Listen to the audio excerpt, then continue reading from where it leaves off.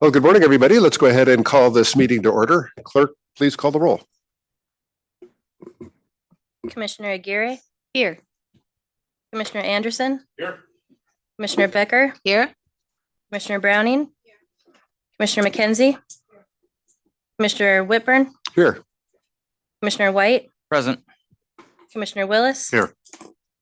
So there is a quorum with 8 voting members present, and the meeting was called to order at 8:15 a.m.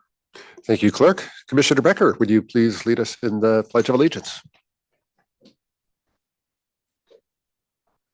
I pledge allegiance to the flag of the United States of America and to the republic for which it stands, one nation, under God, indivisible, with liberty and justice for all.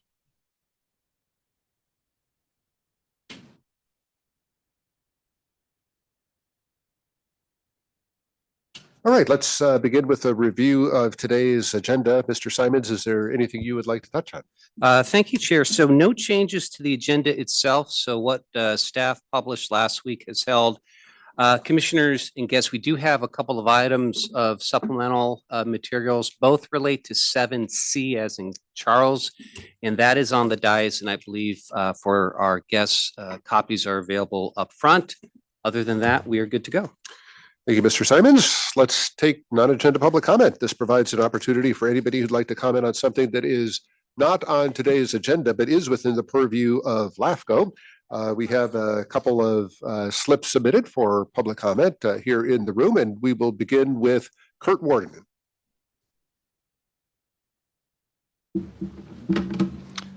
Good morning, Chair and Commissioners. My name is Kurt Warden. I'm the president of the Lower Sweetwater Fire Protection District, and I'll be speaking regarding out of service area 2412 and reorganization 2412, which is the 2616 East 24th Street property.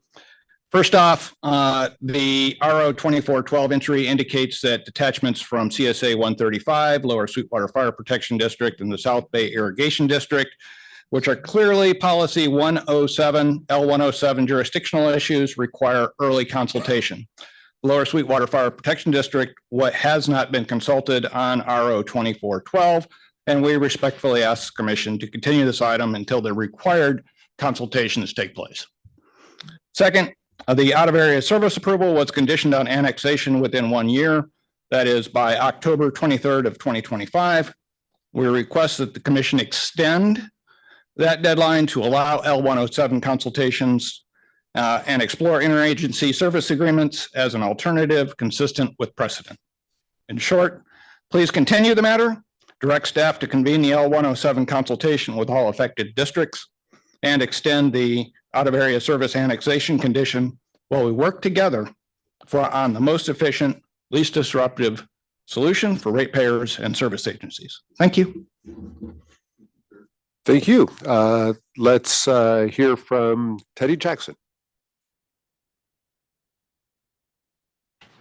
Okay, I'm going to have to talk fast and not look at you too much. Good morning, Commissioners. My name is Teddy Jackson. I live at 1025 Birch Avenue in unincorporated Escondido, 92027. I've lived here for 27 years, raising a family and building a home. I'm here to present a citizens declaration of concern on behalf of Protect Rural Escondido, which has been formed to defend our semi-rural neighborhood and greater rural community from an imminent threat. I wish to offer the first public comment to LAFCO expressing our neighborhood's deep concern for a high-density housing development called Aldea Escondido, first brought to the attention of the community this spring. The Aldea development plans for almost 200 single-family institutional-style row homes with limited yards and setbacks on 10 acres of legacy agricultural lands at Idaho and Birch Avenue that have been orchards and now open space for well over 75 years. As a side note, the same developer who owns an adjacent 10-acre parcel under similar rural conditions and has since abandoned an approved specific plan obtained from the County of San Diego for development of 22 single-family homes under the current zoning standards, a balanced approach that complements existing community character. I have learned of the City of Escondido staff report dated September 11th, 2024, 6 months prior to the community's knowledge of the development, which described the project with a significantly smaller annexation footprint and 9 times density increase. The Idaho Birch Avenue parcel is situated in the middle of a community established over a century ago that respects the historical significance of rural character, agricultural legacy, and is comprised of homes zoned for equestrian and farm use. All the properties in this rural part of unincorporated Escondido are on septic sewer systems that have been serving the homeowners well for decades. At the foundation of the developer's plans is an annexation proposal of a large swath of county unincorporated homes to the city of Escondido that would allow the developer to pursue intense upzoning through the city on lands completely surrounded by long-established neighborhoods that were built embracing semi-rural character with mature trees, open fencing, larger lot spacing, and homes designed to blend in rather than overwhelm it. This development proposal does not improve our community's character, but certainly will start a negative pattern of development. Moreover, this area is not suitable or safe for ultra-dense development for several reasons. The infrastructure here, narrow two-lane roads, highways with no sidewalks, no streetlights, aging drinking water infrastructure, zero options to employment center, transit options to employment centers, and limited fire access was never intended for massive growth. The county's general plan and the village residential framework all call for growth that protects community character. A short-sighted annexation of this degree violates the spirit and intent of this mandate, resulting in irrevocable loss of our community character and rural identity. Thank you. Thank Thank you. you. I have your comments too. Yes, thank you. Thank you. Clerk, do we have any online public comment? No, no online public comment. Thank you, Clerk.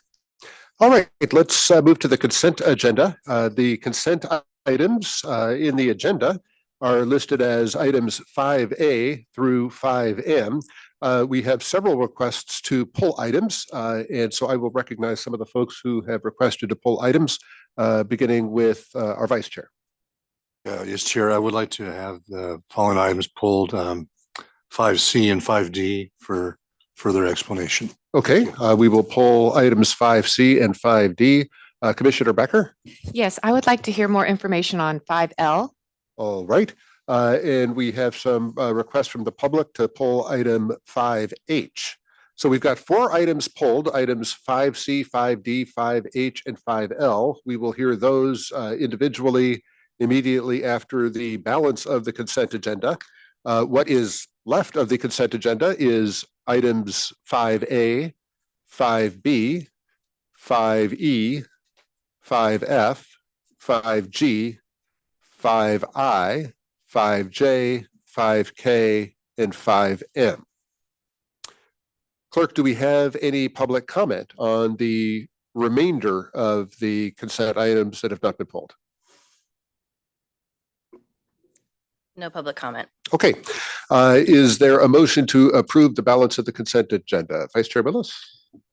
Okay, and we have a second by Commissioner White. Any further public comment on the balance of the consent agenda? Seeing none, clerk, please call the roll. Commissioner Whitburn? Yes. Commissioner Willis? Yes. Commissioner McKenzie? Commissioner White? Yes. Commissioner Becker? Yes. Commissioner Anderson? Aye. Commissioner Aguirre? Yes. Commissioner Browning? Yes. There are 8 in favor, 0 opposed. The motion passes. Thank you, clerk. We'll move on to a discussion of the consent items that have been pulled, and we'll begin with item 5C. Thank you, Chair. So I think I will cover both this item and the 5D, but with respect to 5C, so Commission and guests, this is the fourth quarter report with some corrective amendments. As we've been telegraphing in the prior quarterly reports to the Commission, we had gotten your authorization back in March of 2024 to ultimately expend about $2.4 million. We ultimately came in at 2.5. The difference, about $120,000, now needs your formal authorizations as part of these corrective amendments. The overspend, not entirely, but largely ties to our professional service costs.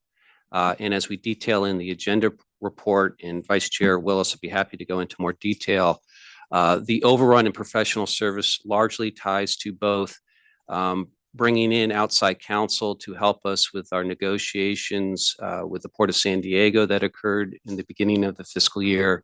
And then separately, just by happenstance, our outside consultant, Michael Hanneman's work on our municipal service review on wholesale water services, those costs were ideally and expected to be borne over 2 years.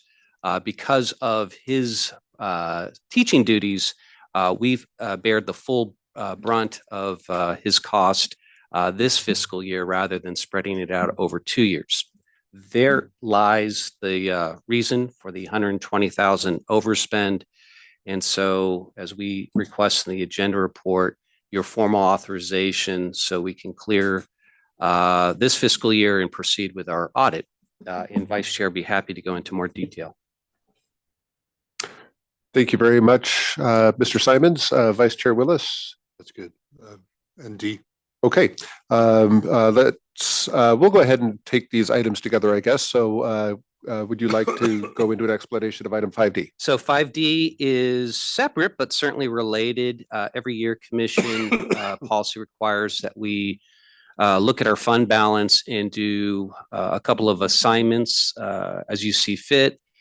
We have 3 assignments for the Commission. One is committed, which is further divided between opportunity and stabilization cost, and then assigned monies, which are monies that you allocate over to your executive officer for high priority projects as well as any litigation.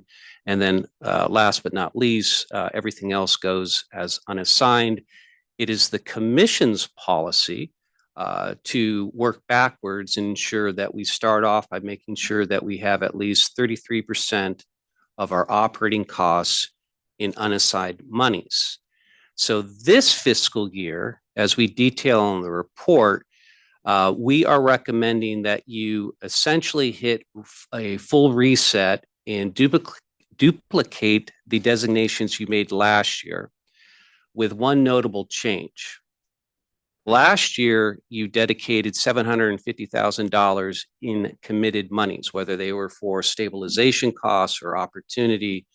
This year, we're recommending, Vice Chair, that you lower that amount to $650,000, and you take that $100,000 and you make sure that it's now available for unassigned monies, because we need to make our 33% balance threshold. And perhaps Vice Chair is picking up on some subtle but important sentences at the back end of the report where we acknowledge the confluence of a couple of factors merit attention, which is the 33% threshold for LAFCO to have monies in our reserves is shrinking in terms of flexibility because our operating costs have gone up each year, not a lot, but each year.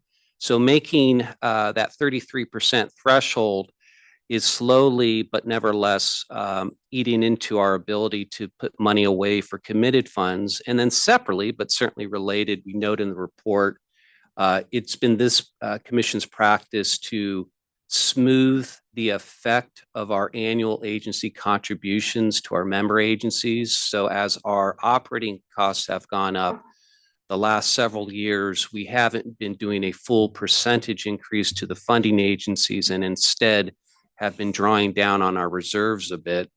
So those two factors are highlighted in the report, and I suspect is what Vice Chair saw, where we are noting that as we go into next fiscal year 27, we may want to have a discussion about either reducing our fund balance threshold of 33% and or perhaps reduce the amount of reserves we use as offsetting revenues. So, Vice Chair, I'd be happy to go into more detail, but that is what is proposed. Thank you. I wanted to just further explanation. Thank you. All right. Thank you very much, Mr. Simons. Vice Chair Willis, Clerk, do we have any public comment on consent items 5C or 5D? No public comment. Okay, do we have a motion to adopt items 5C and 5D on the consent agenda? I'll make a motion. Okay, Vice Chair Willis makes a motion to adopt items 5C and 5D. I will second that. Is there any further discussion? Seeing none, clerk, please call the roll. Commissioner Whitburn, Yes. Commissioner Willis. Yes. Commissioner McKenzie. Commissioner White, Yes.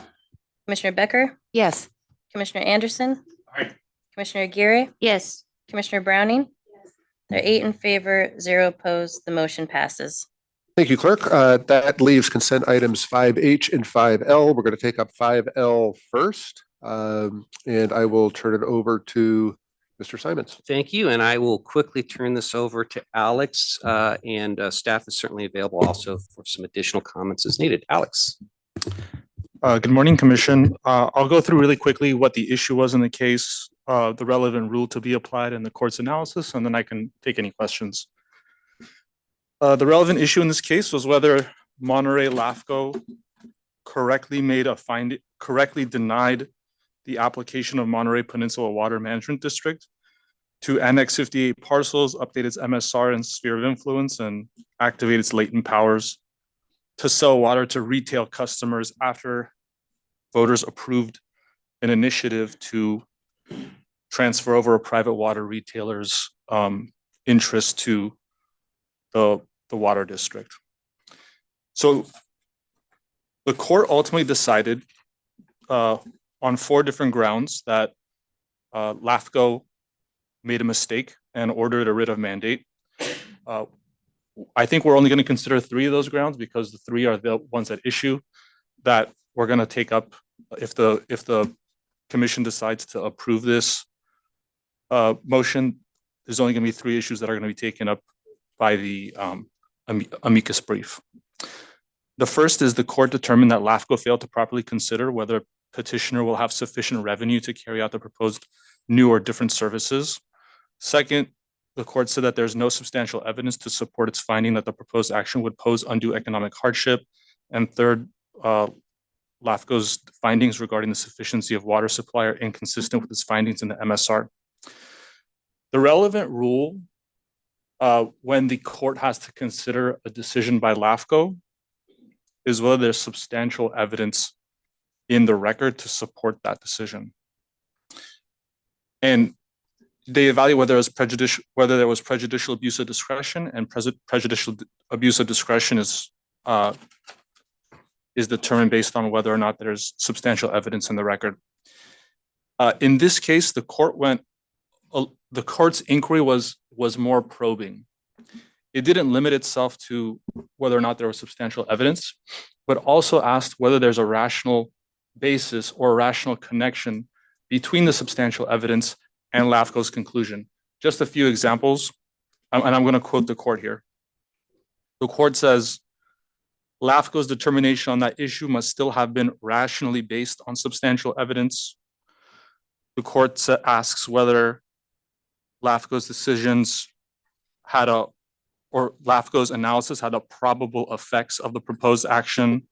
The court asked whether, or the court stated, there is no rational connection between the sufficiency of revenues to carry out the proposed service upon successful acquisition of water service. So the court kind of changed the rule in that it's not just looking at substantial evidence, but whether the substantial evidence is rationally based and related to the conclusion. And that's what's at issue here, is whether the court applied the correct standard of review. And staff believes that the correct standard of review was not applied in this case. And so staff is requesting that this commission authorize an amicus brief so that on appeal, the Court of Appeal could consider whether or not the district or the Superior Court accurately considered the proper standard. Thank you, Mr. Garrison. Do we have any public comment on item 5L?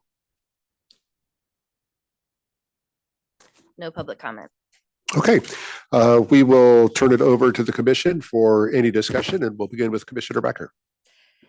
So I don't want to change the standard. I believe that substantial evidence is the standard, but from what I'm hearing is the court's requiring you to have substantial evidence for your decision. And it sounds like they're saying you have substantial evidence, but it's really not relevant. And so I feel like, of course, you should have substantial evidence for what's relevant in the case. You can't just say like, I have all this evidence, but it's just really not what we should be deciding. It's not relevant to what we should be deciding. Is that what's happening? Or I just can't, I can't really understand what the court's saying there. And I don't, it should, to me, have, I don't think they should be using the legal terms like rational connection or whatever, but it should, your substantial evidence should be connected to what you're deciding. And if it is, that's great. I'm on their side, but. Yeah, thank you. Thank you for the question, Commissioner. It's a little bit complex because there's a lot of different words being thrown around. Let me try to explain it this way. Standard is abuse of discretion. Abuse of discretion means there's no substantial evidence. Now the court is saying it also has to mean there's no substantial evidence and no rational connection, meaning both of those elements need to be in play. So your point is correct. The court is asking the question. The court acknowledges in its opinion, there is substantial evidence in the record to support what LAFCO is saying. The court's saying our issue is, like what you're saying, we don't see the rational connection or why this is relevant to the decision. And if you're just looking at the plain letter of the law, that's not for the court to inquire into.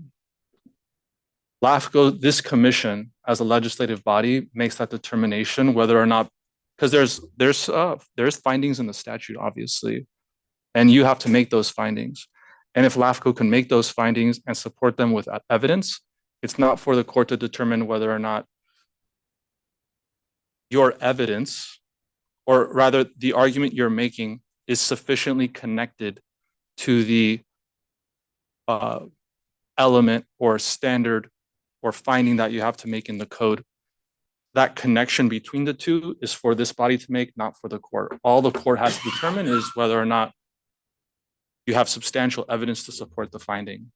So it's a little bit discretionary with LAFCO in those findings. And so the court is not going to, shouldn't be able to sort of second guess, as long as there's, substantial evidence for those findings, then LAFCO is doing their job right. Correct. It's not for the court to determine whether or not that finding that LAFCO is making is relevant. Okay. Just whether there's evidence in the record or not. Okay. I do think it's important not to go changing, standards for LAFCO. And to me, it's a relatively small amount of money, $1,200, but I just was curious if they have a good chance of winning or not, or I do think it's important. So I am in support of it. All right. Thank you, Commissioner Becker. So I'm sorry. Vice Chair Willis. Keen, the recommendation is just to receive and file the report, not to take a stand on. Well, actually, so as Commissioner Becker mentioned, we are asking formal action that you authorize staff to join. I would have thought the word was amicus. What did you say? Amicus. Okay, amicus brief. And that does require a $1,200 contribution, but we'd be joining LA, Orange, Monterey, obviously, and a few others as we detail in the report. So it is authorization to expend money that otherwise was not budgeted, but certainly, as Commissioner Becker said, I think it's a good investment. You said it was 1,200? Yes, sir. Okay. Thank you. All right. This item is an action item, so it will take a motion if there is one. Move approval. Second. All right, we have a motion from Commissioner Becker, a second from Vice Chair Willis. Any further discussion on the item? Seeing none, clerk, please call the roll. Commissioner Whitburn? Yes. Commissioner Willis? Yes. Commissioner McKenzie? Commissioner White? Yes. Commissioner Becker? Yes. Commissioner Anderson? Aye. Commissioner Aguirre? Yes. Commissioner Browning? Yes. There are 8 in favor, 0 opposed. The motion passes. Thank you, clerk. That takes us to our last consent item that was pulled. We actually have 4 speakers in the room who would like to speak to it, but why don't we begin with a brief presentation about what the item is about? Thank you, Chair. So 5H is our listing under statute of all the proposals that San Diego LAFCO has on file.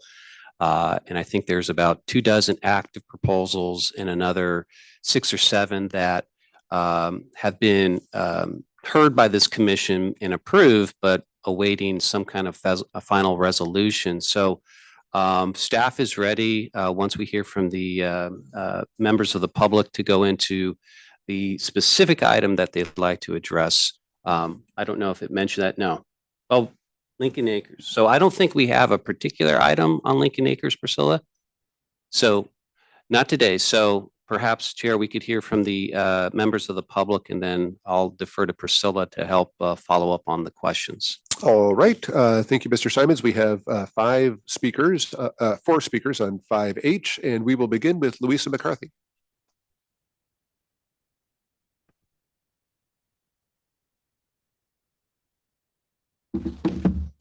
Good morning, Commissioners.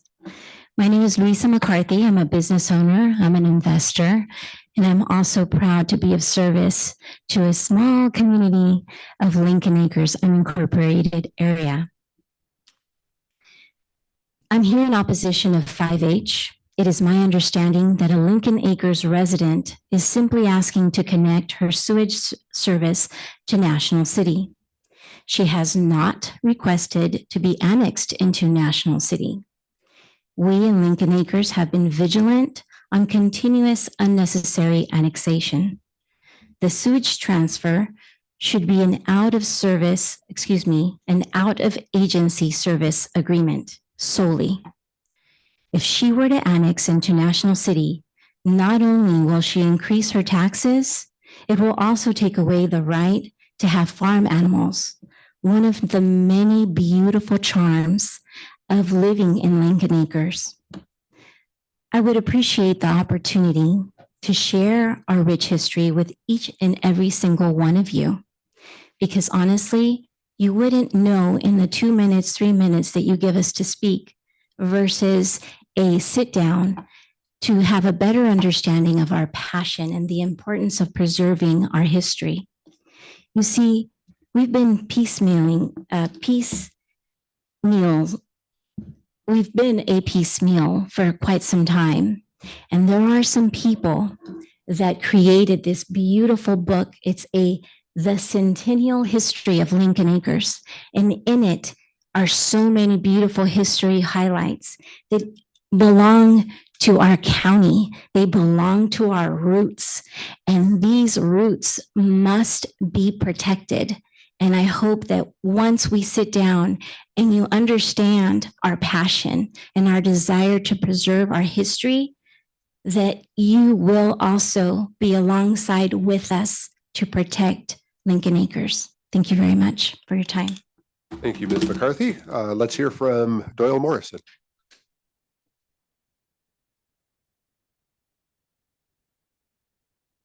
Good morning, Commissioners. I'm here to oppose the full annexation of the Delgado property and advocate for a contractual service agreement instead. You see, wastewater has an amazing journey from toilet to jurisdictional pipelines, flows through additional jurisdictional pipelines before ending up at the City of San Diego Point Loma wastewater treatment facility. All along the way, there are costs associated with the flow, volume, and maintenance responsibilities, which can be captured in a CSA for the associated wastewater jurisdictions. Please consider a CSA like the Church of Good Shepherd, which is in the County of San Diego and has wastewater service with the City of Chula Vista. The CSA would solve the problem of sewer service to the property, as well as allow Lincoln Acres to thrive as a community without piecemeal annexation, and allow the homeowner to choose to maintain a residence in the unincorporated county of San Diego. Thank you for this consideration. Thank you, Mr. Morrison. Alicia Morrison.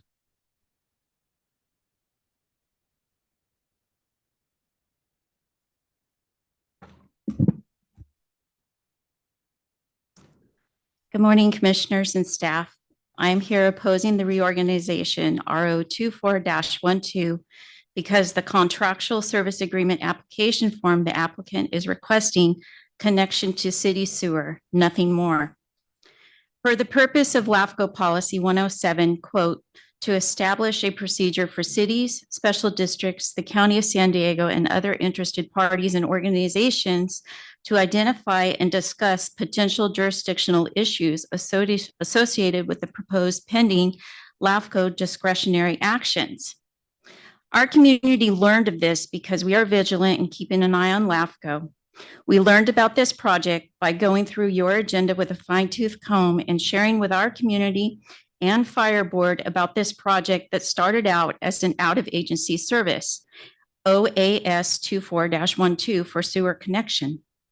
Per policy L102A, quote, city annexation would seriously impair the financial base of a special district. In 2019, 2 parcels were annexed plus, quote, a modification by incremental reduction where 50.5 acres were added to a motion made by then alternate commissioners, District 1 Supervisor Greg Cox. Those 2 parcels and the 50.5 acres were contiguous to Lincoln Acres, which has 12 or more registered voters that no one was surveyed. Look at it this way. If you have an apple and a rat comes along and takes a bite out of that apple, then another rat comes along and then another and another. Soon all that's left is the seeds and a stem. That is exactly what piecemeal annexation has done to the community of Lincoln Acres for the past 60 years. Lincoln Acres was over 2,200 acres in size. I have a 1948 Thomas Brothers map that shows Lincoln Acres going all the way to the bay. This is a community concern that RO 24-12 will have a negative impact on the community of Lincoln Acres by decreasing the area size, a financial impact for both the applicant and the community.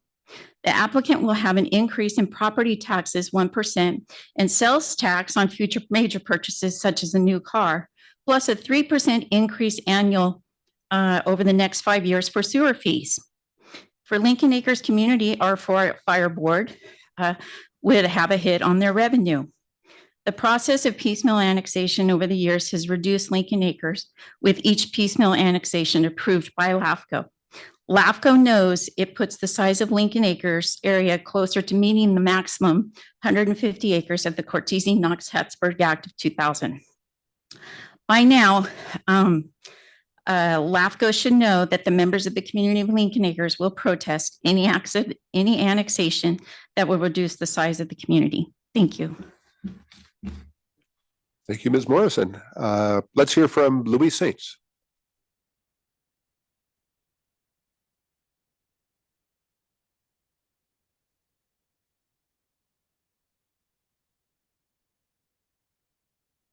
Good morning, commissioners. My name is Luis Sainz. I'm a citizen and resident of Lincoln Acres.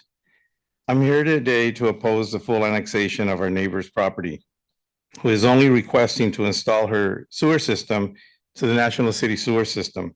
This request, as you probably figured out, is a health and safety issue, since her current septic tank is no longer functional and operational. Due to the elevations of the property there, it is not feasible for this property to connect to the sewer system at the county. And there should be a requirement, there should not be a requirement for full annexation to National City when all she needs is a sewer system connection. This will increase her property taxes unnecessarily. We're a low income community. A lot of our citizens don't have the funds to pay for all these extra fees. And by making this precedent, other people who do have septic tanks in our community will end up in the same situation and end up paying more taxes. When I needed I had a septic tank also at my property when I bought it 42 years ago.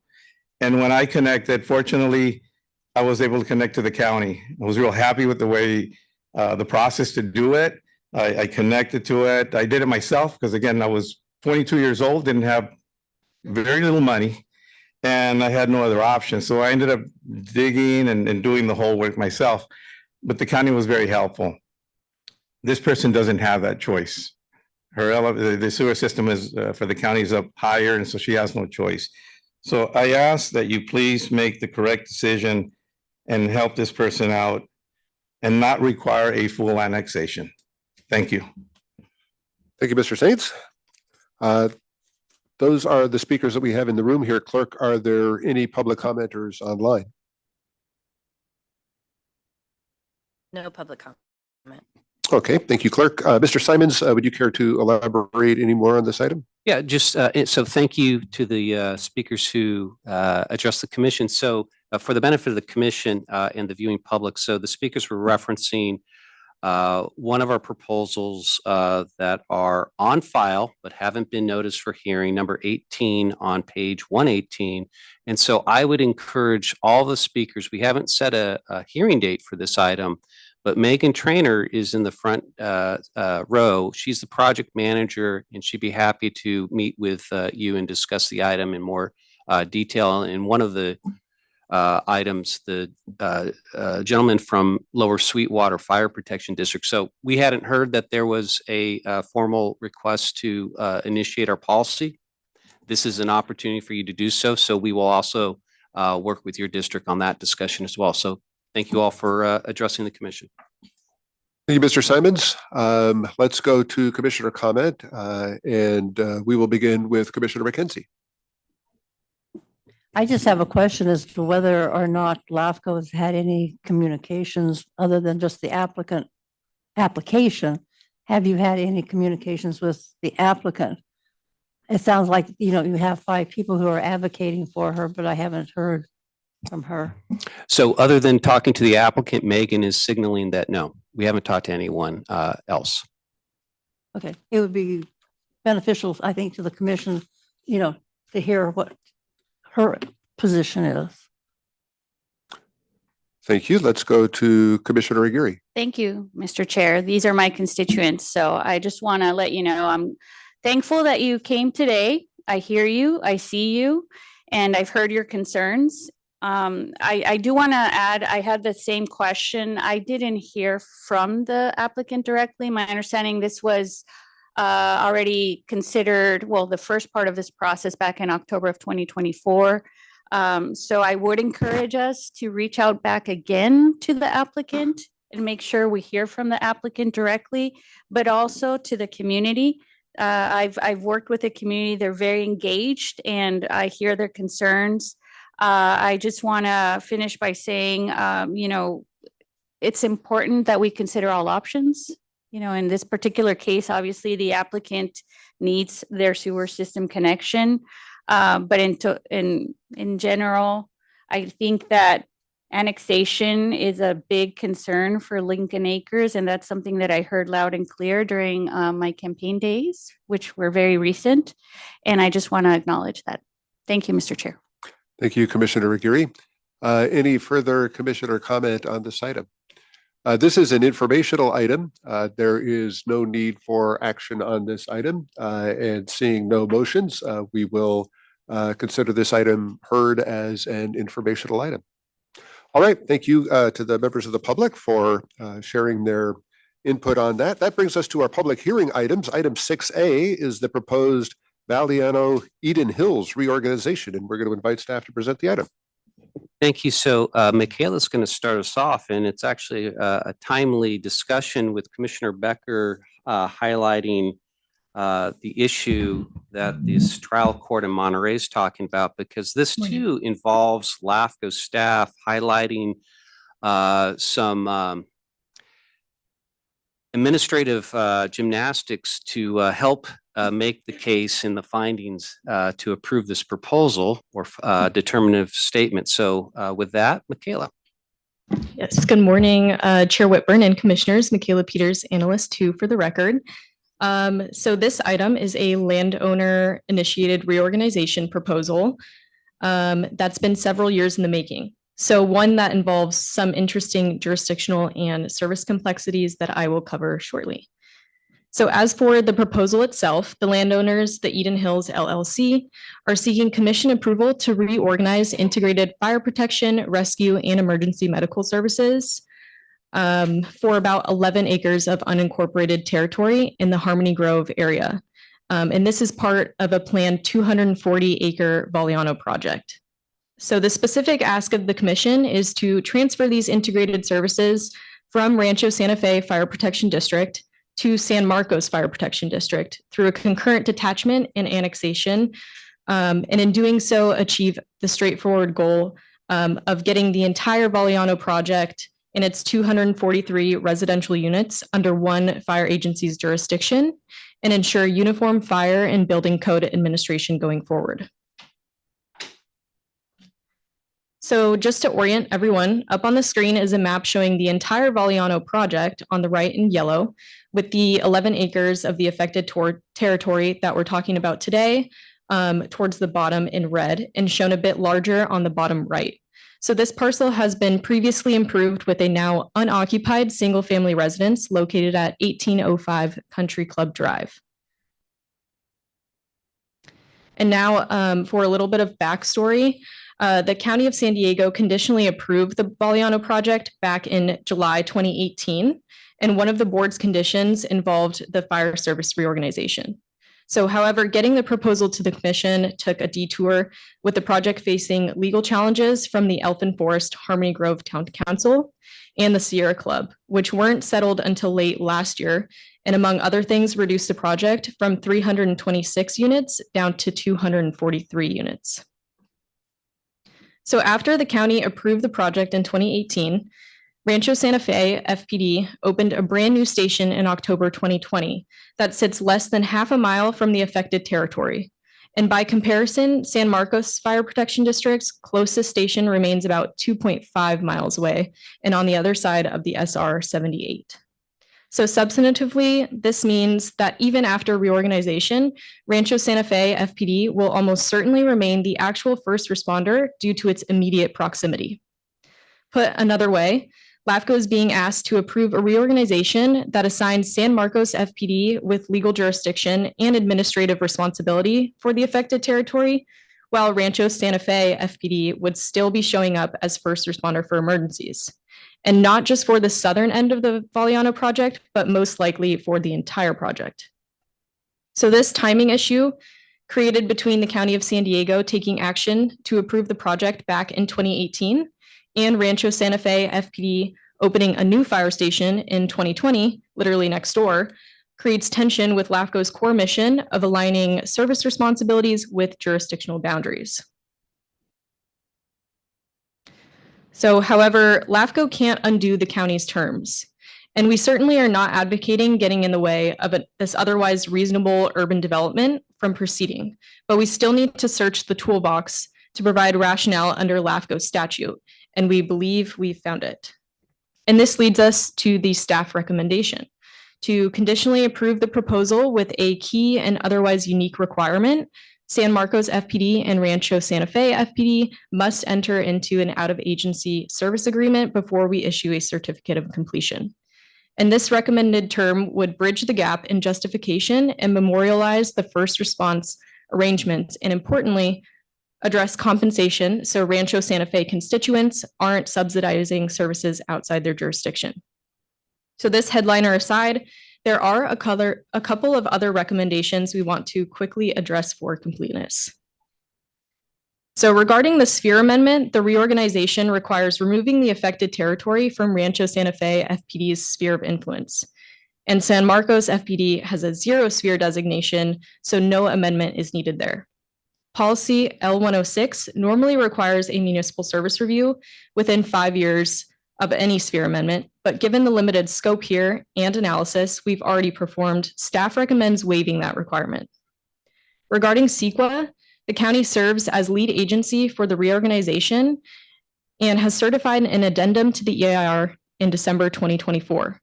And staff recommends the commission adopt parallel findings as a responsible agency.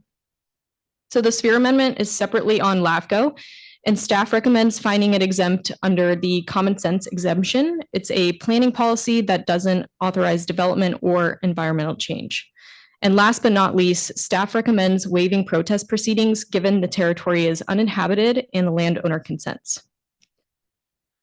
So the bottom line is that this is a case where the development approval preceded a significant infrastructure investment, the new fire station, that changed the operational landscape, and we believe the decision-making for LAFCO. So while LAFCO cannot perfectly align jurisdiction with service delivery given these circumstances, the commission can create a formal framework through the out-of-agency service agreement that protects everyone's interests while allowing this long-planned development to move forward. So specific recommendations are shown up on the screen as alternative one, and I am happy to answer any questions you may have. Thank you. Clerk, do we have any public comment on this item? We do have a hand raised from JP Thaberg online.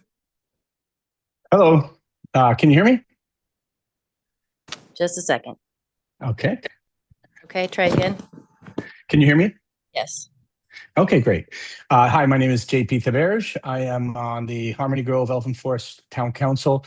I want to thank you for the opportunity to speak on this item. This community obviously has a history of working with developers to ensure that our values, lifestyle, and public safety are not impacted by private development projects. First, when the general plan was being updated, the county met with the community and developed a way to more than double the housing capacity of our little valley.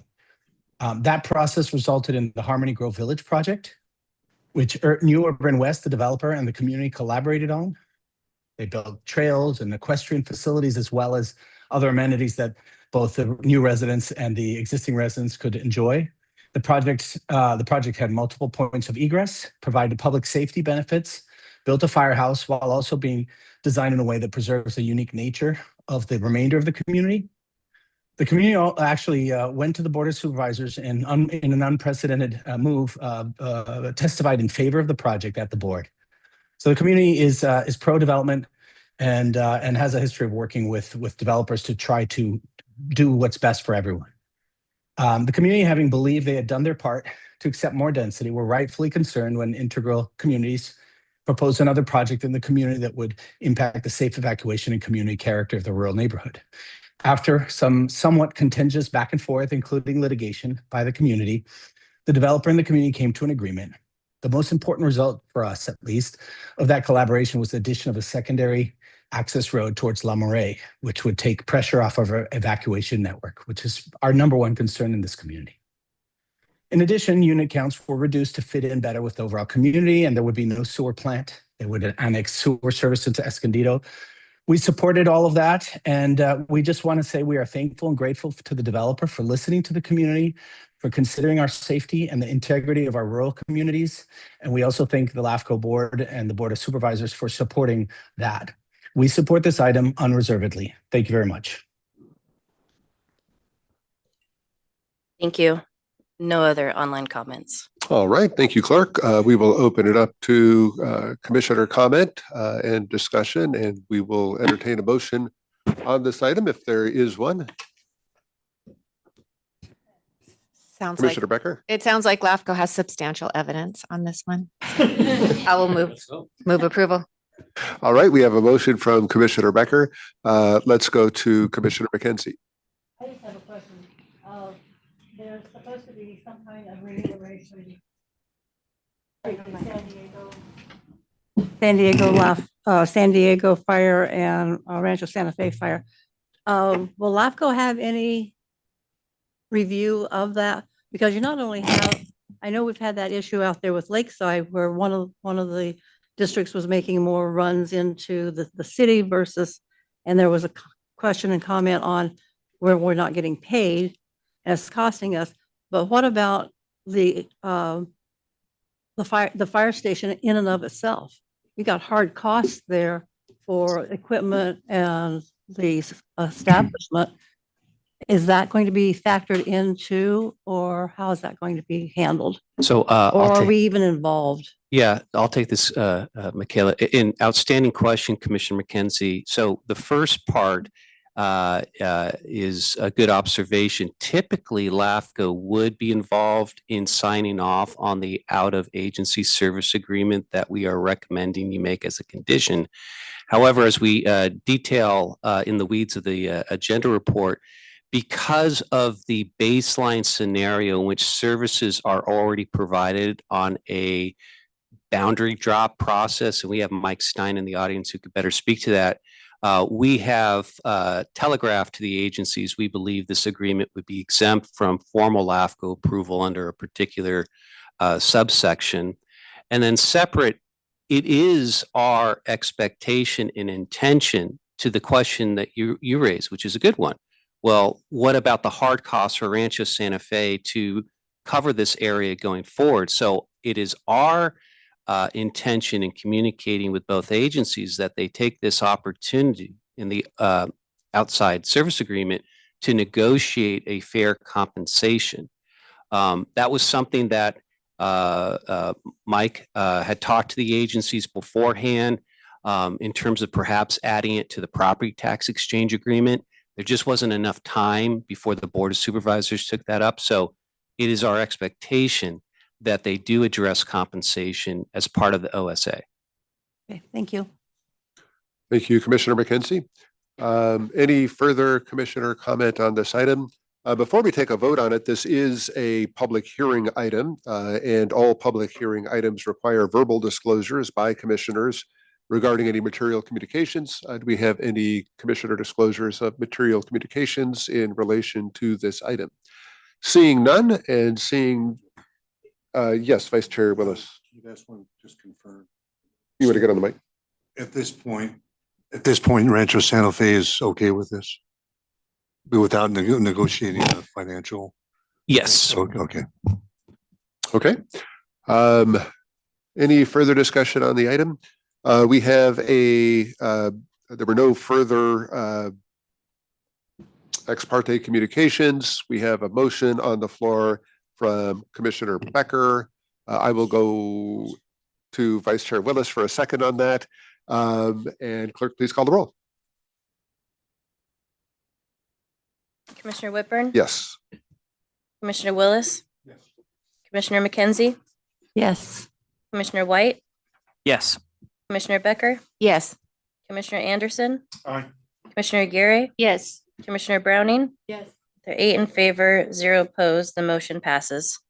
Thank you, clerk. Turning to our business calendar, item 7A is the proposed Brown Quarry Road LLC change of organization. And we'll hand it off to staff to present the item. Thank you. Megan's going to start us off. Thank you. Good morning, Chair Whitburn and Commissioners. Analyst 1 Megan Trainer for the record today on behalf of staff. And the item before you is the proposed Brown Quarry Road change of organization.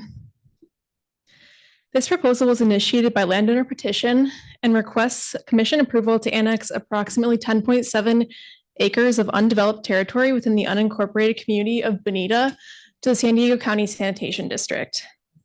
And the timing of this request ties to landowners' plans to develop the subject parcel with a 132,000 square foot self-storage facility, in addition to other planned project features as detailed in the agenda report. And the proposed development of a self-storage facility within a rural residential zone is allowed with the issuance of a major use permit as consistent with county zoning.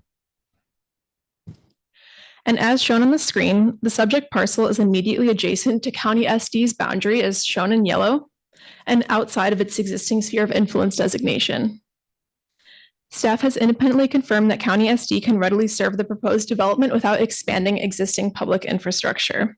And an existing wastewater main is located adjacent within the public right-of-way along Quarry Road. Now, this proposal is unique and staff believe that it did merit being elevated from a consent item to a business item for the following 2 reasons. 1, staff believe that an amendment to County SD's sphere of influence is not merited. As you'll see on the screen, approximately half of the parcel falls within Chula Vista's existing sphere of influence. And it is consistent with the Commission's interest to recognize the city as the ultimate future service provider for Bonita when infrastructure and other timing issues materialize. And staff also believe that this proposal merited being elevated to a business item due to the fact that the Sweetwater Community Planning Group filed an appeal of the county's planning commission's decision on December 6th, 2024, arguing that this project failed to prioritize neighborhood character, was misaligned with community plan guidelines, and impacted existing open space areas.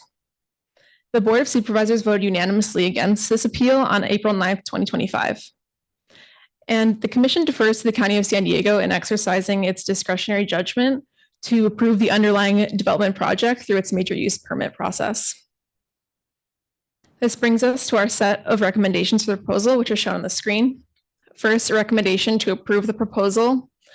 Two, a recommendation to waive protest proceedings under Government Code Section 56662.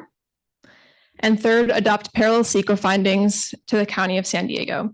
As lead agency, they approved the initial study and mitigated negative declaration for this project on December 6, 2024. As mentioned, this was subsequently appealed. And on April 9th, they adopted a final notice of termination for the project, conditioning this project on mitigation measures as outlined in the mitigation monitoring plan. This concludes my presentation. I'll now turn it back to Chair Whitburn. Thank you. Thank you. Clerk, do we have any public comment on this item? No public comment. All right, we will begin our commission discussion on this item. This is an action item that will require a motion. Seeing no commissioner discussion. I'm happy to move. Okay, we have a motion from Commissioner Aguirre. We have a second from Vice Chair Willis. Seeing any other commissioner discussion, let's take the vote. Commissioner Whitburn, Yes. Commissioner Willis, Yes. Commissioner McKenzie, Yes. Commissioner White, Yes. Commissioner Becker, Yes. Commissioner Anderson, Commissioner Aguirre, Yes. Commissioner Browning. Yes. To 8 in favor, 0 opposed, the motion passes. Thank you, Clerk. Item 7B is the proposed update to the rolling 5-year study schedule. And we will ask staff to present the item. And we will ask Priscilla to get us started. Yes. Thank you. Good morning, Chair Whitburn and Commissioners. Priscilla Mumpower, Assistant Executive Officer on behalf of staff. So today before you is an annual update to the Commission's rolling 5-year study schedule, essentially our roadmap for conducting municipal service reviews through 2030 as prompted by the legislature. A few years ago, you made a strategic decision to move from a fixed study schedule to a rolling schedule. The change has proven invaluable, and the structure we're proposing today follows that same framework. As a quick refresher, years 1 and 2 of the rolling study schedule focus exclusively on authorized municipal service reviews, specifically those that are already calendared as part of the adopted work plan. This approach gives us flexibility to pace our work while accommodating agencies' resources and capacity to participate. For example, when there are changes in senior management. Years 3, 4, and 5 serve as a telegraphing tool and to provide agencies with a notice of our intentions to proceed forward in the future in advancing reviews without a formal commitment. So with that context, I'd like to walk you through the proposed update, which rolls our calendar forward to cover fiscal years 2026 through 2030. So years 1 and 2 up on the screen will look familiar. And there's this continued focus on wholesale water agencies, healthcare districts, Sandag, and North County communities. The changes proposed are relatively modest. We've removed the Oceanside Regional Review, now complete. You'll also note that we've added the San Diego Unified Port District, consistent with your adopted work plan. We've also refined how we're grouping agencies within regions, organizing the work into more digestible parts, because nobody wants to digest a 500-page MSR in one sitting. So this structural adjustment improves efficiency without changing the scope of what we're reviewing. The more substantive changes appear in years 3, 4, and 5, where we've added 5 new service reviews. So you'll note in year 27-28, we've added a service review on San Diego County wastewater JPAs. a review of countywide recycled water services, and then a review of countywide service areas, countywide police protection service areas, and geological hazard abatement districts. These additions reflect priorities identified through ongoing work and stakeholder feedback. They address regional coordination needs and service areas that merit systemic review. Beyond these additions, years 3 through 5 include some modest regrouping of existing reviews for improved efficiencies, and those are detailed within the agenda report. In closing, we believe the proposed update maintains the dual purpose that you've established in our policy, our commitment to work on the adopted work plan within the next 2 years, but then also our good faith signal to agencies about what lies ahead. So staff recommends approval as presented, though we're ready to incorporate any modifications as the commission sees fit.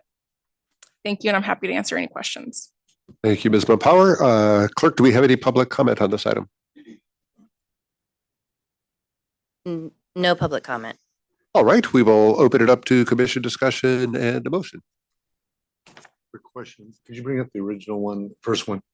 Where was the water authority on there?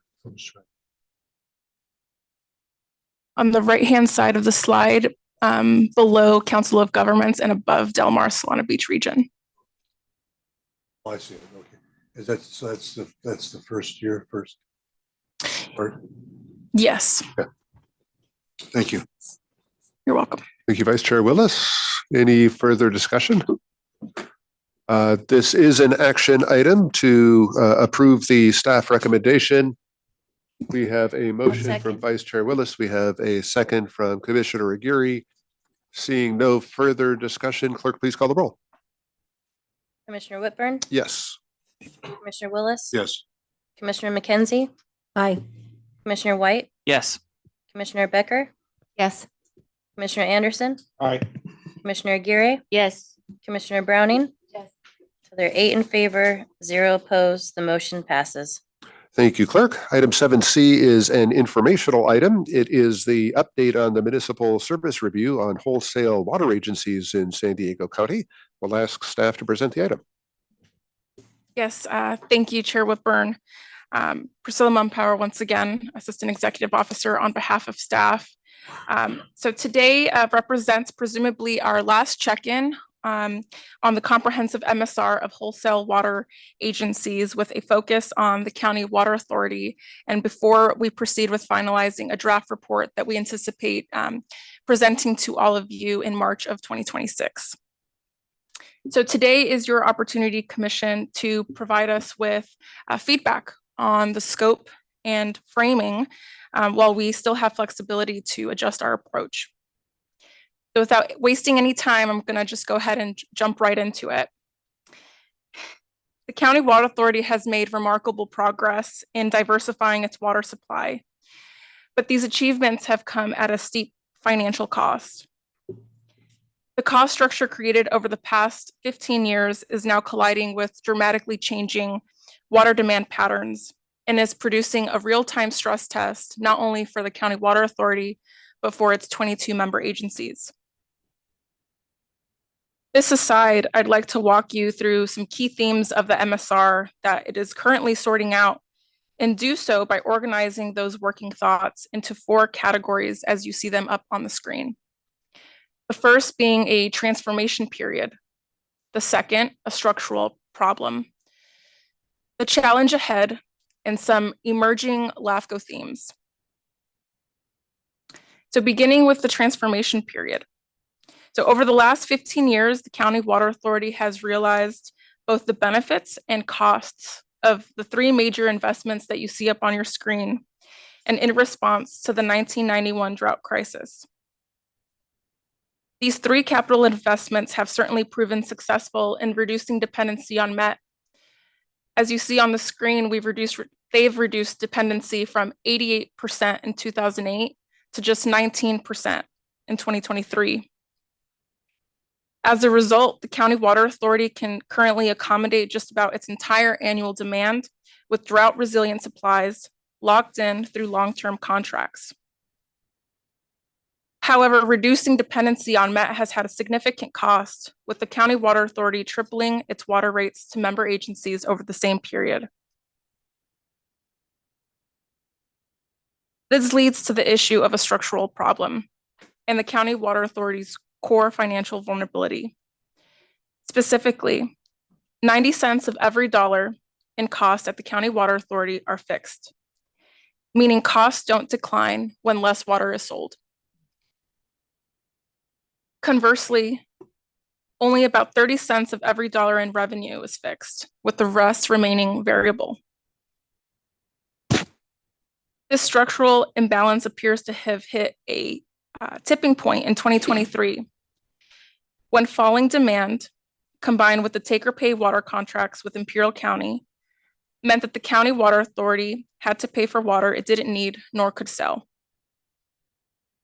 Now, the tipping point ties directly to the board, and to their credit, recognizing this new reality and taking a number of aggressive actions to avoid a financial cliff. And these actions are shown up on the screen.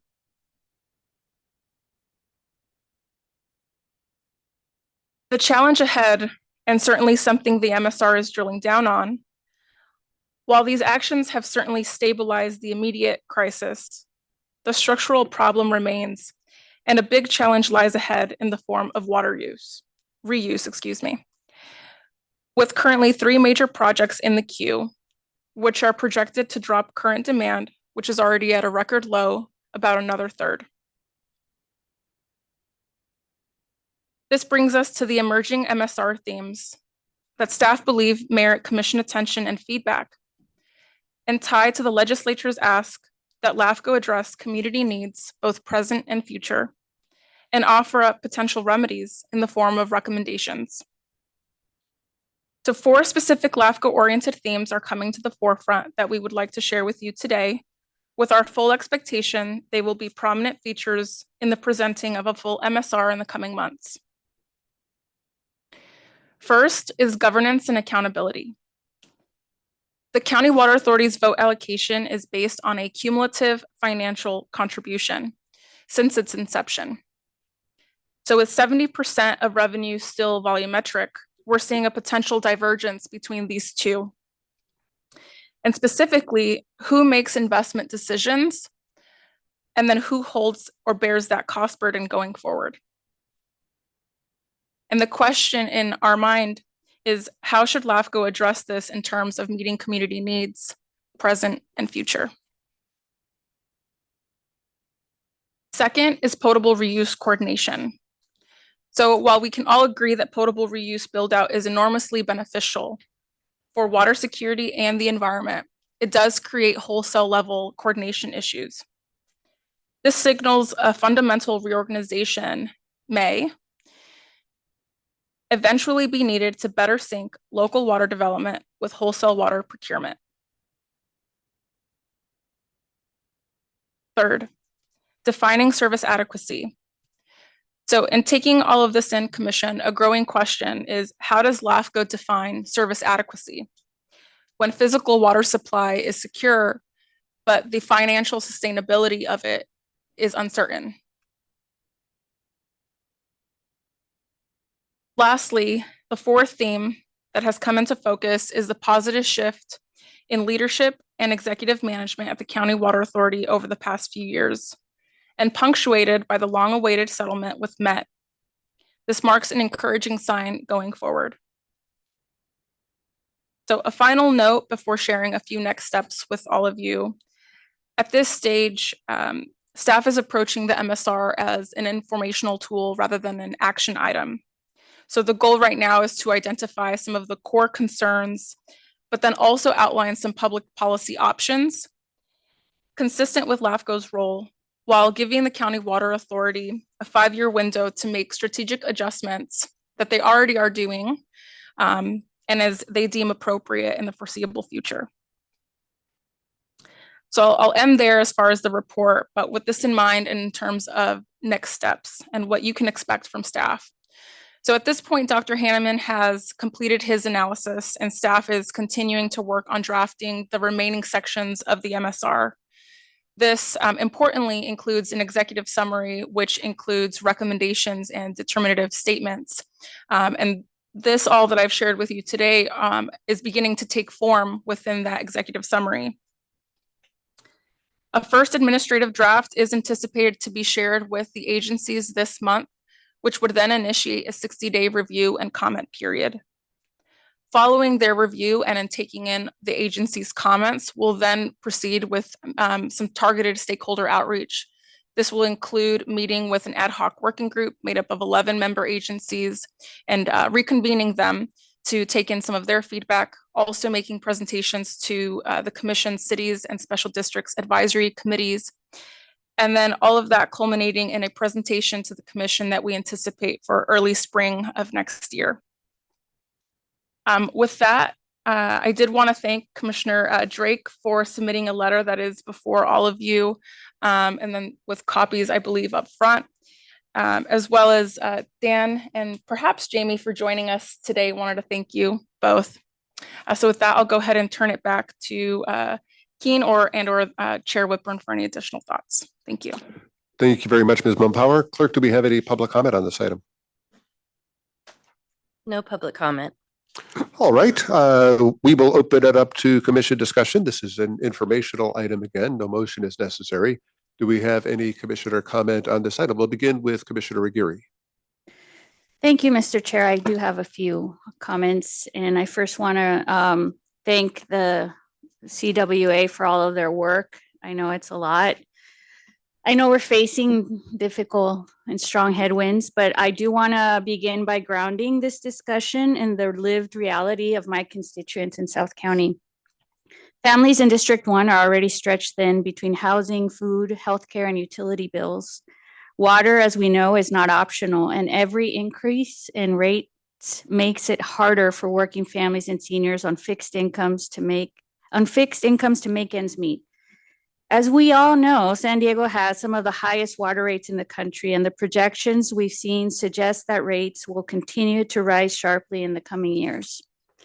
My community simply cannot take on more costs. That's why it's so important that this municipal service review isn't treated as just a technical exercise. I want to make sure that the MSR looks closely at the financial pressures being passed down to ratepayers. First, we need a clear evaluation of how anticipated rate increases are at both the County Water Authority and the Metropolitan Water District will affect San Diego households, especially those in low-income neighborhoods and high-cost areas. Second, we need to apply an equity lens. Are rate structures and capital planning decisions spreading costs fairly across member agencies, or are certain communities shouldering more than their share of the burden? Third, we need to look at transparency. Are agencies clearly communicating the reasons for rate increases? And are they truly exploring every alternative, like debt restructuring, state and federal funding, or efficiency gains before raising rates on working families? And finally, I do think we have to ask the bigger picture question. Do we have too many retail water agencies in the region? With a dozen different retailers, each with their own overhead and governance, duplication may be driving up costs. We need to take a closer look at that. Consolidation should be at least part of the conversation. So we should at least have that conversation. So in short, this review must put ratepayer impacts at the center, not just governance and infrastructure. If we fail to ask whether our families in our region can afford the water they need to live, I think we're missing the most important point of this discussion. Thank you, Mr. Chair. Thank you, Commissioner Aguirre. Let's go to Commissioner Browning. First, I want to thank Commissioner Drake. I think this is very well thought out, and I appreciate everything that you have to say here. I don't know how many of you actually go out to Imperial. I actually cover it. And when communities in Arizona had no water at all, the farmers were purposefully flooding their fields because if they give up their allocation next year, they get less. It's the most insane water policy I've ever encountered. And I think it's certainly not sustainable if anybody looks at pictures of Lake Powell and Lake Mead. And so it seems like there's going to be big changes coming at some point. Like we need to have rational water policy. Like people need to be able to shower. If you go to community meetings in Imperial, workers will talk about how they can't afford to shower. It's insane. And I'm so worried that that's going to happen here too. And especially the folks that I represent that deal with dangerous chemicals and pesticides and all sorts of horrible things that you don't want sitting on your body. I was going to echo the retail side of it because it seems like there's a lot of duplication and you've got people making a lot of money at the top of those agencies. And it seems like if you could consolidate, you could figure out ways to deliver the water in a more reasonable price. I'm also curious, like what role the sewage treatment has in it, because some communities have one entity doing both the sewage treatment and the water, and then other entities do it separately. And so I just was wondering if there's economies of scale to having that consolidated as well. So I look forward to the report. And I agree with Supervisor Aguirre that rate reduction is really important because folks just can't afford to keep paying more. Thank you, Commissioner Browning. Commissioner McKenzie. I just have a couple of questions. There's an ad hoc committee being formed now. Is that who is that include? Who, is that going to be 11 out of the board or the advisory committee, or just who's going to be in that committee? So a working group was formed. It comprises 11 agencies. I'm going to read them off. So the City of Oceanside, City of San Diego, Helix Water District, Olivenhain Municipal Water District, Otay Water District, Padre Dam, Ramona, the San Diego County Water Authority, Santa Fe Irrigation District, Valley Center Municipal Water District, and UEMA Municipal Water District. What was the last one? UEMA. Yeah. Thank you. You're welcome. And then the other is, you're looking at in this MSR, the structural issues. Will there also be proposed remedies, or is it just what the problem is that's seen versus concrete remedies that they look at? I think you just need to keep in mind too, this is a water agency that's on the downside of Met. If Met raises their rates and they're going at 15% for the next 3 years, they can't, I'm assuming, can't really absorb that until they get into their reserves. So yes, rates are going to go up. I think look at the newspaper and what the city of San Diego is proposing in order to keep the water moving and keep being able to flush that down. So there's a lot of intricacies in how that works. And if you're going to break it up, who's going to be responsible? I would like to see that in the report. Who's going to be responsible for maintaining those aqueducts? Those are like 108, they're about 10 feet in diameter or something like that. Those are expensive to maintain. So that's my question is, if they're going to come up with issues, and there are issues, but I think they have made great strides. What are the proposed remedies? Thank you for the question, Commissioner McKenzie. I think that's a great question. That is staff's question as well. That structural imbalance and having, their costs fixed and revenues that are fixed, and that imbalance between the two and bringing them into equilibrium, I think is a question that we want to explore through some alternative governance options, but importantly as an informational tool again, because I think that the County Water Authority right now is making a lot of things are happening right now as we speak, as we try to draft up this report, that are going to play into what those potential resolutions could be and what they could look like. But you're giving a draft to them sometime this month, and you're going on past history. But you're saying that they're making changes now. So don't we have a disconnect here? You could say that, but I think the thought is wanting to bring forward a draft report that's been in the queue for a little while. But certainly as we proceed forward to March, if we have to redraft portions to ensure that we're capturing what's happening in real time, I think that's the thought as well. Well, then I would like to see, where there are changes going to be made, but you've already written the report on that, is to make a note that, oh, and by the way, these next 4 paragraphs, there's going to be a change. Absolutely. Thank you. Thank you, Commissioner McKenzie. Vice Chair Willis.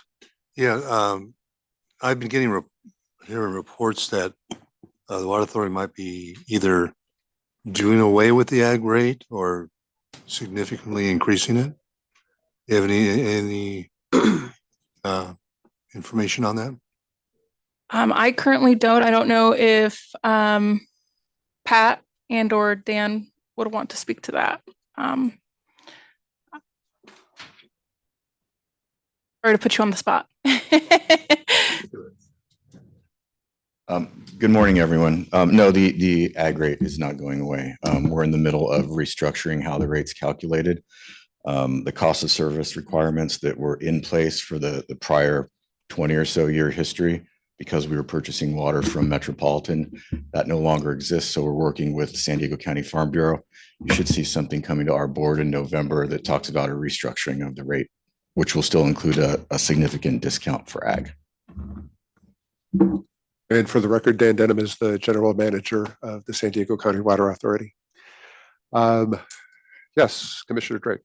Thank you, Chair. I just want to tell you how much I'm encouraged by the discussion we're having, how important it is. I think Ms. Mumpower's presentation really kind of covered a lot of the ground.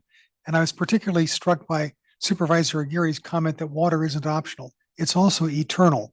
We're going to be here providing water 50 and 100 years from now.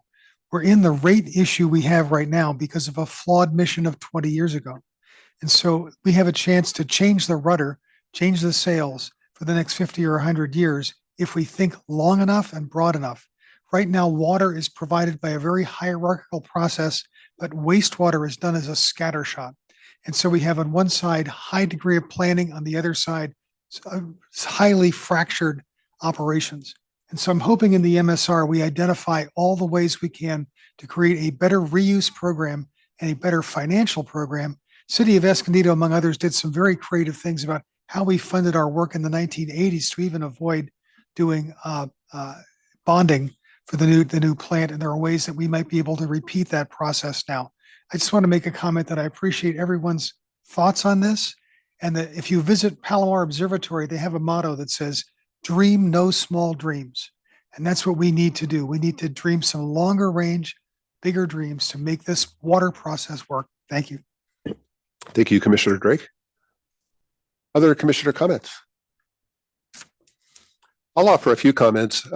When I got into this, I had no idea how engaged I would be in water issues and water rates. I serve as the San Diego City Council's representative to the San Diego County Water Authority's Board of Directors. The City of San Diego is the Water Authority's largest customer for water. And of course, now I serve on the Water Authority Board.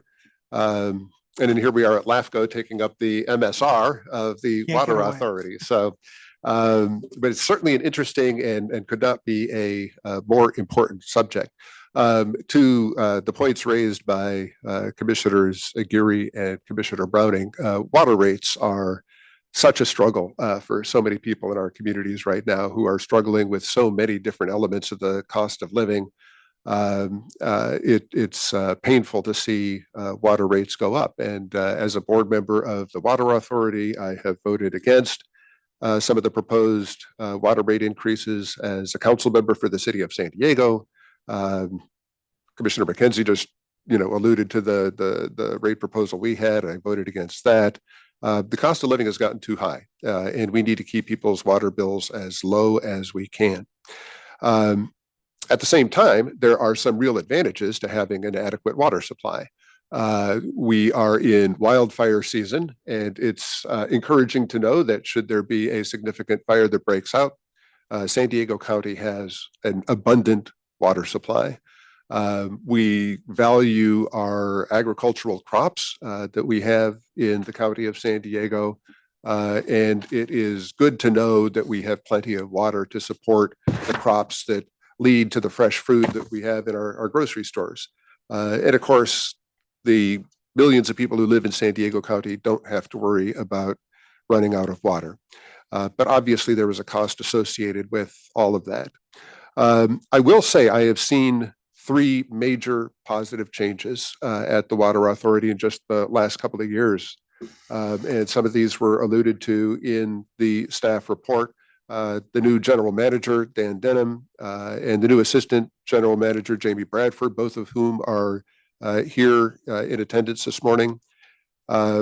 Second, the staff and the board of directors earlier this year settled that years-long litigation between the San Diego County Water Authority and the Metropolitan Water District in Los Angeles. That had the Water Authority under a cloud for quite some time, and that cloud has lifted. And third, that settlement has allowed the staff to finally start negotiating to sell some of the water, some of the Water Authority's excess supply to water districts outside of San Diego County and potentially outside of the state. And that could be a real key to turning things around. If the Water Authority is able to generate significant revenue by selling that excess water, that could significantly improve the agency's financial condition and have a material impact on rates. So I am looking forward to studying the MSR once it is finalized. I think that it is vital that this commission, LAFCO San Diego, take an independent look at agencies like the Water Authority to ensure that they are effectively serving the public. At the same time, I want to make sure that we do acknowledge the major changes at the Water Authority, changes that I have seen with my own eyes, and allow time for those changes to generate the improvements that they are working toward, and it seems to be making some progress toward. So I support this being an informational tool that highlights matters for attention, but also allows time for the Water Authority to address those items. All right, let's go to Supervisor Anderson. As we're moving forward, are we also looking at the state law that impacts the Water Authority? Because we did this huge investment in increasing our ability to be self-sufficient, and yet the legislature treated us as if we had invested nothing into our community, as if we were Central Valley. And as a result, we were very limited in the use of our water. And so I didn't know if you were looking at that as part of it, but I think that I don't know how much of a role, but I think it does play a role in the cost of water. Thank you for your comment, Commissioner Anderson. We can certainly take a look at that. Thank you. Thank you, Commissioner Anderson. Any further comment on the commission? All right, seeing none, let's move to item 8, and that is the executive officer report. Mr. Simons. Thank you, Chair. One update, and it's a recognition that Supervisor Gary's new policy advisor, Kyle Lavelle. Yeah, I'm calling you out. There he is. I just wanted to welcome him to the proceedings. Kyle is now going to be working with the supervisor in LAFCO on all related things. And I appreciate the fact that you didn't take the first row, but you got close. So thank you, Kyle. That's all. All right. Thank you, Mr. Simons. Are there any commissioner announcements or requests for future items? Yes, Commissioner Aguirre. It's not a request for a future item, but it is a request. And I kindly request, I know this may be challenging to staff, but I was hoping if there's any way that we could make the agenda available earlier, even just by a couple days, that would make a huge difference to give us more time in prep, because usually our meetings fall on a Monday and then there's the weekend. So, so I kindly request that. Thank you. Okay, very good. Taken. Well, point well taken. All right. Commissioner McKenzie. I'll second Commissioner Gary's comment.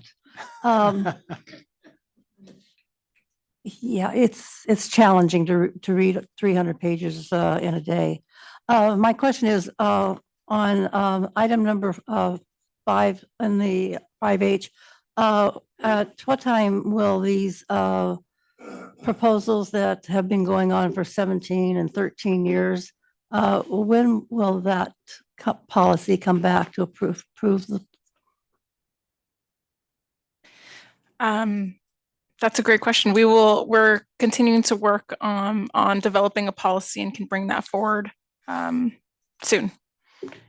What's soon? It's been soon since Keen was hired. I brought that up and I bring it up about every 6 months, 5 months, something like that. I'm sorry, but 17 years and one is 19 years to be hanging out there. I don't even know if it's the same property owner or if they're dead or alive. Well, so Commissioner Seriously. McKenzie, point taken, but some of these proposals still have some connection to here and now. In fact, we've resurrected one, the Rancho Santa Fe. So it's not as easy as one would think, and in particular because we've collected funds. And so dispersing those funds collected to unknown heirs at this point, it's just not as easy as it seems. So we're aware of the issue, but right now, I think the best case is just to keep the baseline until we figure out a better way to address it. Well, my thought process here is that a proposal that's been around 17, 19 years, you have to go back and look to see what the fee was at that time. And I would say making one contact a year has probably eaten that up and they owe LAFCO money. So, our fees were much, much lower than what they are now. So you need to go back 19 years and 17 years and find out what those fees were to be able to have a good guesstimate of what they actually paid in. And then go, then what's your time for 1 year, once a year to make a contact with either the agency or trying to get a hold of and find out who the requester is. I think it pretty much eats up whatever money you think might be in that pot. Thank you, Commissioner McKenzie. Further comments, announcements? I Vice Chair Bonas? would like to thank the LAFCO staff for this wonderful SALC 1 report, because we had a lot to do with it. Craig Belogi, it's one of the guys I talked to quite a bit. He's a great genius when it comes to farming. So thank you. And I know RCD had a lot to do with it, and so a lot of other agencies. And it was a extensive effort, which is really appreciated. Thank you. And for the thousands of people watching at home, why don't you tell them what this is? The Agricultural Planning Program. All right, very good. Further commissioner comment? Seeing none and seeing no further business, this meeting is adjourned. Thank you, everybody.